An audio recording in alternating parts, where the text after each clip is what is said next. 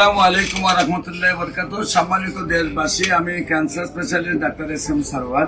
বিশেষ করে আপনারা জানেন যে মরণবিধি ক্যান্সার, সারা ওয়ার্ল্ডের ডাক্তাররা বলেন যে ক্যান্সার, কিডনি, থ্যালাসেমিয়া এই 4টি রোগ হলো মরণবিধি। এই 4টি রোগে আক্রান্ত হলে সাময়িকভাবে চিকিৎসা চলে, চিকিৎসা করতে করতে একসময় রোগীর মৃত্যু হয় এবং চিকিৎসার প্রতি মাসে কয়েক লক্ষ টাকা প্রয়োজন হয়।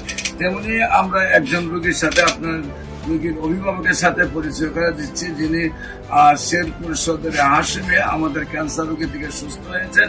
আমরা তার ভাই মুস্তাফিজুর রহমান ভাই, আমরা মুস্তাফিজ ভাইয়ের লাগে পরিচয় হচ্ছি এবং আমরা তার ভাইয়ের রোগীর গল্পটা তার কাছ থেকে শুনি। মুস্তাফিজ ভাই, মূলত উনি ক্যান্সার রোগে আক্রান্ত হওয়ার পরে বিভিন্ন চিকিৎসা করার পরে উনি ইন্ডিয়া যাওয়ার উদ্যোগ নিয়েছিলেন। তো বাংলাদেশের ডাক্তাররা বলছে যে আপনার যে পজিশন এখন আছে এতে ইন্ডিয়া যে লাভ নেই।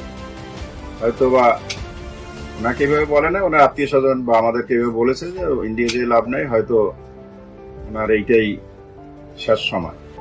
পরবর্তীতে আমি ডাক্তার এস.এম. সারওয়ারের সাথে যোগাযোগ করে তার চেম্বারে নিয়ে আসি এবং এখান থেকে ঔষধ খাওয়ার পরে প্রথম 1-2 সপ্তাহে উনি অনেকটাই সুস্থবোধ মনে করছেন এবং পরবর্তী মাস উনি নিজেই সেই ঔষধ দিচ্ছেন এবং সম্পূর্ণভাবে ক্যান্সার থেকে উনি মুক্ত হয়েছেন।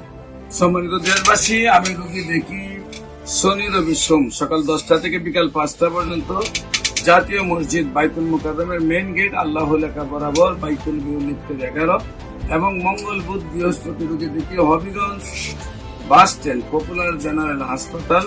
আপনাদের সবাইকে আমাদের অফিস ভিজিট করার জন্য আমন্ত্রণ জানাচ্ছি। পাশাপাশি যে কোনো প্রয়োজনে স্ক্রিনে দেওয়া নম্বরে যোগাযোগ করেন। আসসালামু আলাইকুম ওয়া রাহমাতুল্লাহ।